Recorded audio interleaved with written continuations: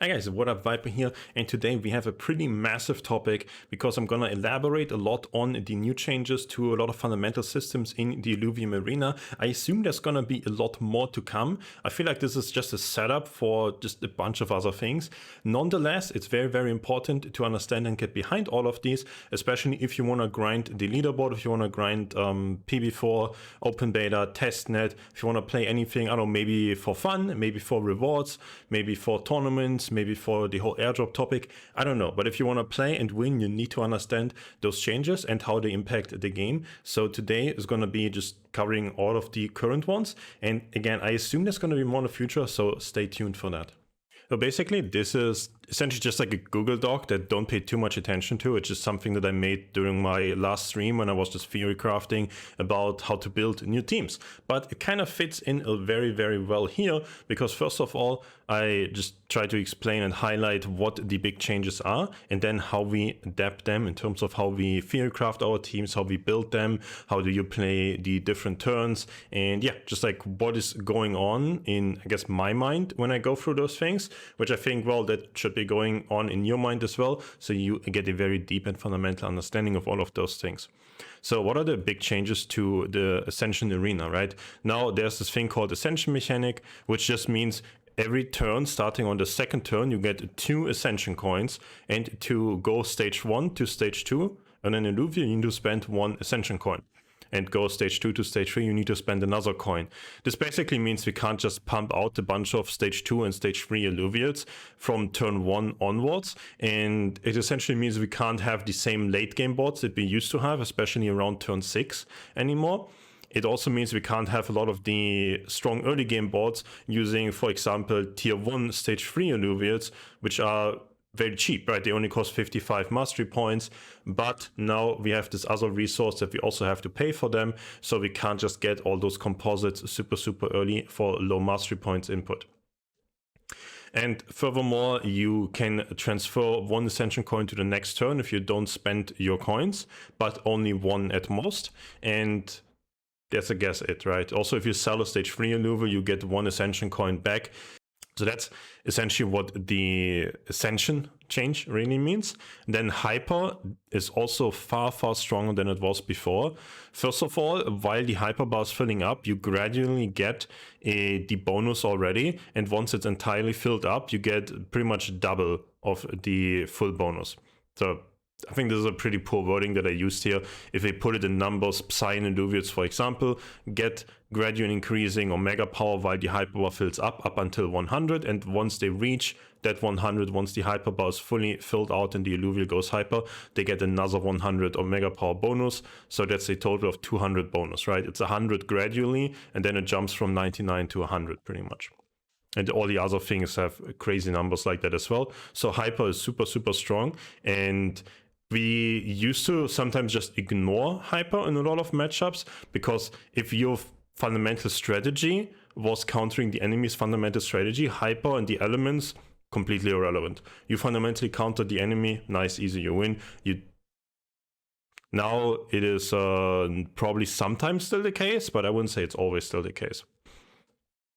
And then the next super big change is that the dominant class and affinity, they count for the composite Illuvials as well. Now, if you guys have played earlier iterations of Illuvium's betas, I think in the first one especially, I think in private beta 2 it was already out, but in private beta 1, a magma Illuvial, for example, counted as a fire and as an earth Illuvial in terms of like adding to the traits, and they gained bonuses depending on how many fire and earth. Now, that was a very, on one hand, difficult system, and probably also really hard to balance, because then, I don't know, like a magma Illuvial would be magma, fire, and earth, and getting a bunch of bonuses for everything. And then if something is Arcanite, like Scoriox as well, it would also be fire and Psy and Arcanite, and it gets like, I don't know, it becomes very difficult to handle and get behind. So that was taken out. Now we have a version of this again, where the dominant class and affinity counts.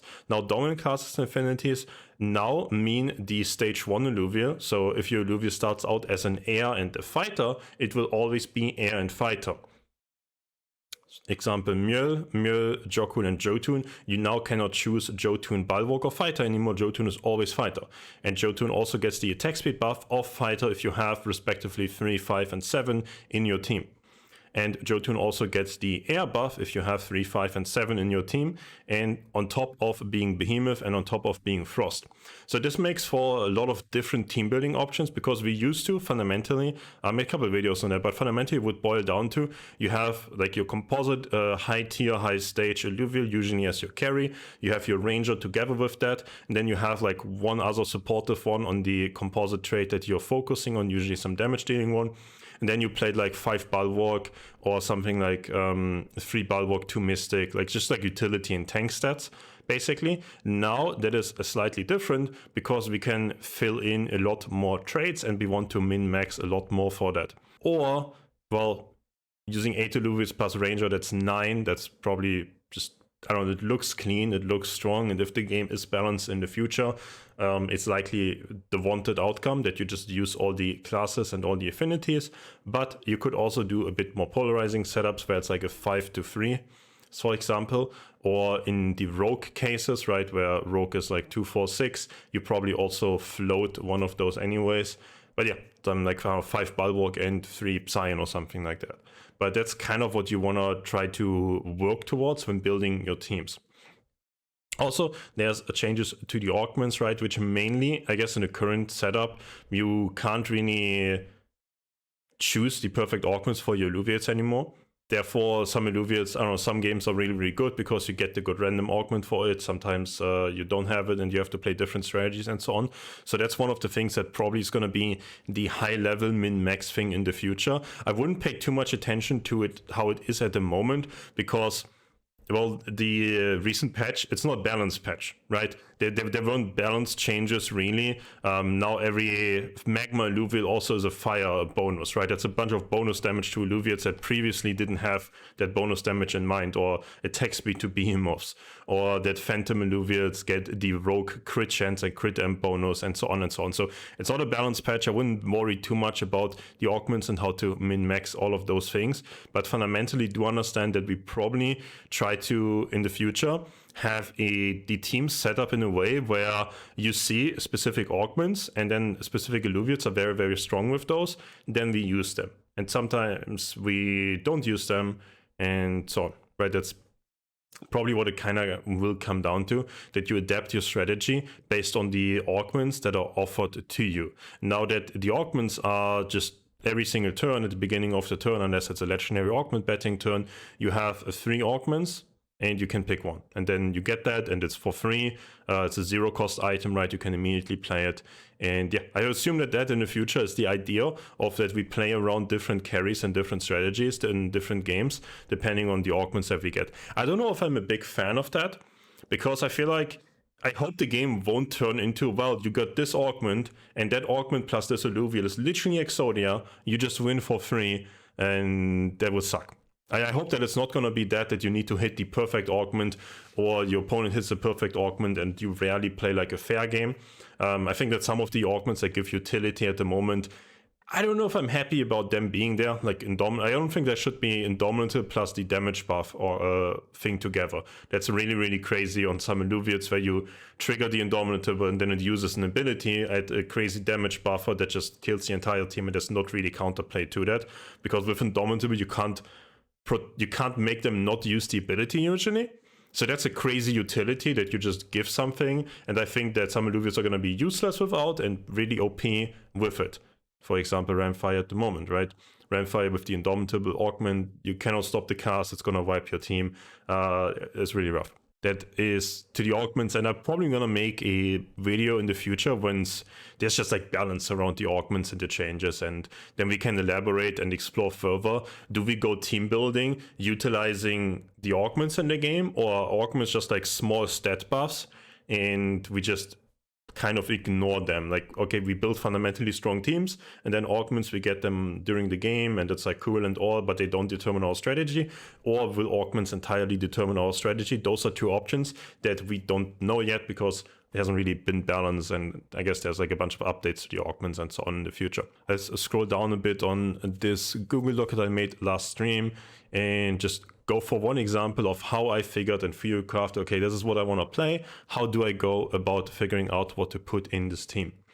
So I had the idea, well, I could just try Spore and Behemoth together, because a Spore being this techno-nature kind of thing, when the Spore Luvids use their ability, they drain energy from the enemy team. Behemoth team is usually a bit weak to Rampfire, because if the Rampfire gets a really good augment and it can cast the ability, then, well, you play a melee-oriented team and your melee damage dealers all get hit by the Rampfire. That sucks. So, but maybe if you have Spore and you drain some energy from the Rampfire, you can consistently kill it before it takes to the air. The moment I'm recording this video, I'm yet to test this out. So maybe when you see this, it's going to be what I play all day, every day in Arena, or maybe it doesn't work. That's not the point. How do I go about building this team based on that idea that I just had? Right, so I have the idea, I want to play Spore plus Behemoth. That means my min requirement is Vermilia, Jotun, Adorius plus the Ranger. Now that means I have 2 air and 1 nature, plus I can either have the Ranger as Spore, as an air or nature. Now playing Behemoth, you always want a Sword Ranger because it's just higher attack speed on the sword weapon. The weapon just synergizes better with Behemoth. So I always have 2 fighter and 2 empath, and this 2 air, 1 nature plus 1 air/nature setup. Now thinking of this, I realistically just go for something like 3 fighter, 3 empath, 3 bulwark. It just aligns really, really well with what you have here. I assume that pretty much every team you play, unless it's like a super rogue focused team, is always going to have some form of bulwarks in them. So me having already 2 fighter, 2 empath probably means, okay, I'll just add some bulwarks to it and that's fine. Then thinking about the synergies, next is I probably want to aim for air, nature and earth, because both air and nature are weak to fire. Then I want to add in earth to essentially counter that fire. Also looking at wanting to play empaths, playing Apon, which is, yeah, pretty much the best mystic alluvial probably. Something I definitely want to run in this is an earth alluvial, so that just checked out perfectly for me. Next in line, when I think about this, I'm like, okay, so I have 2 fighter, 2 empath, and I want to go for this. What am I missing? I need 1 fighter, 1 empath, and 3 bulwark alluvials. Now thinking, okay, I want to go to 3 earth. Well, I can't just have my earth, my alluvials be Scarabog, Earth Croco, and Apon. Scarabog is pretty much always going to be in here. It's like the best earth bulwark alluvial, right? And then also Apon. With Apon, I have a deferred empath. Okay, where do we go here, right? Then the last bulwark can be nature or air, and then the ranger can fill the other option. Now, this is what I thought here, but when I later looked at how some things turn out in the turns and so on, I was like, okay, this doesn't actually check out most of the time in the real game when I think about how I play my turns, right? But that's still what I'm essentially thinking here, right? We go for Scarabog, Earth, Croco, Apon, then I have the 3 earth, I need 1 more air and 1 more nature, and I have 1... pretty much like the fighter and the ranger open for that, right? That pretty much means that we need a nature fighter, and that means overall we are still slightly weak to fire. Like, what can you do about this? Well, Scoriox is not really a meta alluvial at the moment, neither is Seer, so I'm like, okay, this is fine, it's not that bad to be weak to fire. In games, you can just like change, okay, maybe you sacrifice going for the 3 nature, and instead of a nature fighter, you just play an earth fighter. So if your opponent committed very hard on fire, you just take out a nature alluvial, you lose the nature trait, it sucks, but then you just put in some earth alluvial and your opponent doesn't get hyper, right? Which is more relevant than you having nature. So you can always play around with the setting where it's probably really easy to, especially if you say you're a nature fighter, it's probably a nature Grocco, maybe later a nature foe, but some stage 1 alluvial, just like kick that, you lose nature, okay, fine, put in whatever is countering the enemy's hyper, and you can easily adjust with that, right? So that's why these 3-3-3 setups are usually pretty nice. Because even something like nature and air, which is very weak to fire, can be adapted with just 3 earth, and if your opponent sees this, okay, he's weak to fire, you can just kick out in nature, go down to 2, plus 1 earth. All of a sudden fire is +3 versus air, -8 versus earth, +2 versus nature, so it's -1 overall, right? Overall, your opponent is just getting countered by you only swapping 1 stage 1 alluvial, so that's very nice and flexible. That's why I like these setups a lot. I think in the current changes, like any 5 setup is probably going to be a bit more difficult to pull off, because you're forced to basically, like if you go for 5 air, you're kind of forced to do 3 fire to not super hardcore lose to nature, but then you're very weak to the enemy going for fire as well, basically. Because it's always going to be, you have a 5 of anything that is weak to something else, then you need to counter that something else. But the counter to that something else is a +1 to what you have, right? Fire beats nature, beats air. You play a very air-oriented team, your opponent goes nature, you want to counter the opponent's nature with fire, but if the opponent doesn't go nature but fire, then, well, you have nothing that counters that fire and you just get hyper on the fire Illuvium. So any 5 setup is pretty awkward right now and relatively all in my opinion. Like, it can work out really, really well, but you can also get screwed very heavily by the nature of the blind positioning and so on, right? So I would usually advise to aim for something like 3-3-3 or like 3-3-1-1-1 or 3-3-2-1 or something like that. Or maybe 4-3-2, so like something in that range, right? Then from there on, I'm usually thinking, okay, what is my endgame team? My endgame team in this setup would be Jotun, Adorius, Emilia, right, where we started with. And then, okay, we want to add Mystic, and then we want to add some Bulwark and some Fighter. We kind of already concluded, okay, the Bulwarks is like Skaraborg plus Grokos, or like nature Bulwarks like Kling, for example. Kling feeling very, very good if you think through this, because then we can upgrade Skaraborg to Goliath, to Titanor, and we can upgrade Kling to Twine Null, and then you have 2 more Colossus, so you can just keep upgrading your frontline and your late game. That's very, very nice. But for the earlier stages, if you have something like this, where it's like, yeah, something whatever that just fits, Grokos and Dokas tier 0 Illuvium, it's very, very good, basically. Now, when I was thinking about how do I play the early games and things like this, I usually would start with, okay, what do I want to have on turn 4? And then I kind of work my way back, right? In this example, it's like, okay, you surely want to have Jotun on turn 2. This was a really difficult one, I feel like, to figure out. The like early mid game felt a bit weird. So I don't know, again, I haven't tested this yet. Maybe it's going to be good, maybe not sure, but just to explain the thought process that I have when building teams after all of these new changes right now. Right, so I would think, okay, I want to always go Jotun, I want to always go my Ranger, and that leaves me with an Air Fighter. I probably want to activate Jotun straights because it's a stage 3 tier 4 Illuvium, very, very strong. So we probably want to add some Fighter, aka Doka, and then we have 75 points left. 90 plus 10 plus 25. So just for the sake of having a really strong turn 2 board, I would just be like, okay, let me just do triple Grokko, then I can have air active and I can counter the enemy's hyper and things like that as well. With this setup, right, you have the fighter setup, then you have the bulwark setup, and you also have air active. And you have just a lot of stats, right? It's very, very strong. It sounds like a very strong turn 2, basically. You could also consider bonding Ranger to the Air Doka and then having, for example, a Water Sword, so you can just activate another composite. It's especially with the 50 slots in the team set we have, you can just think of having these like small weapon swap optimizations, and that can really, really clutch out some early game fights. And then, yeah, turn 3 was the one where I'm like, this is really difficult for me, is really, I don't know what to do. The relevant thing to note on turn 3 is you always want to use at least 1 Ascension coin, right? Because if you don't spend all your Ascension coins, 1 will carry over to the next turn, and then you have a 3 in the next turn. But spending all Ascension coins throughout the game, that's how you can get far stronger. So you always want to go down to 1 Ascension coin or 0 every turn if possible, right? Therefore, I'm like, okay, I want to at least play either a Dorido or a Dorius or Vermilia. Thinking about this, okay, which one is the most useful? Well, Dorido is like the only one that does something this turn. And then it's like, okay, just add like a Skaraborg or add, I don't know, something, right? This turn is a bit weird.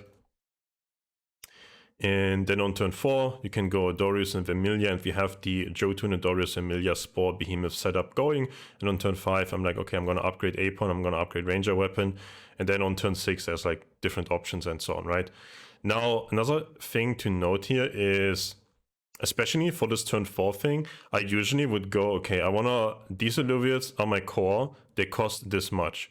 Then I want to fill out the rest of the team with this, meaning here, right, like Earth, just filling out for the Empath, Bulwark Fighter, and Nature, Air, Earth setup.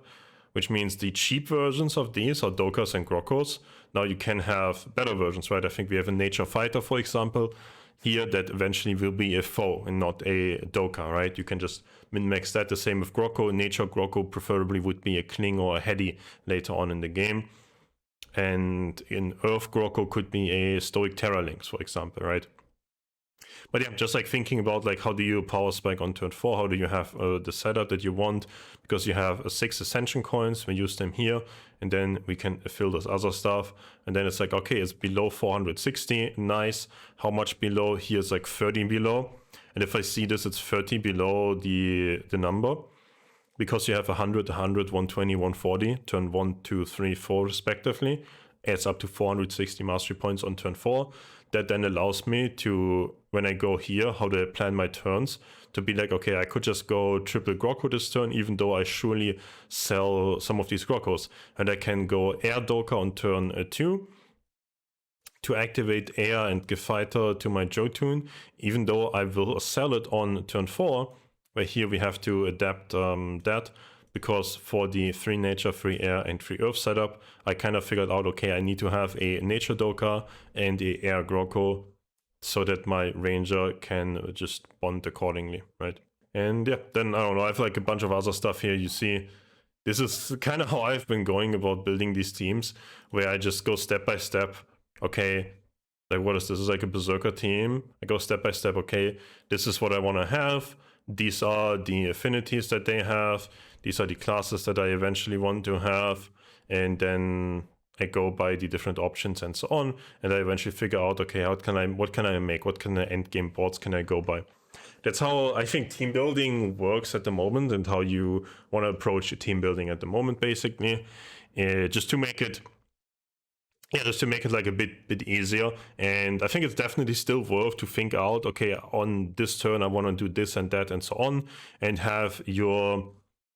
probably have more than one strategy in your team, right? You probably want to be like, okay, my opponent is playing this or that, or I got this augment or that augment, therefore I want to swap some things around. Sure. And outside of that, yeah, this is, I think, how we want to approach these things. I believe there's probably a lot still to change. Like this, I think the Illuvium team is just gathering feedback on if we like those fundamental changes, right? Like, do we like the augment thing for 0 that we get every turn? Do we like the ascension mechanic? Do you guys like those things, right? Like, leave comments for that below for sure. I want to know what you like about the new changes in Arena, and what you don't like about them, on what else you want to see changed in the future. I don't think balance is just like relevant at the moment, really. It's just about like, do those systems, right? Is Ascension cool? Is Hyper like a good feeling thing at the moment? The dominant class affinity thing, is it like good? Is it too confusing, right? I think feedback on all of that is super relevant.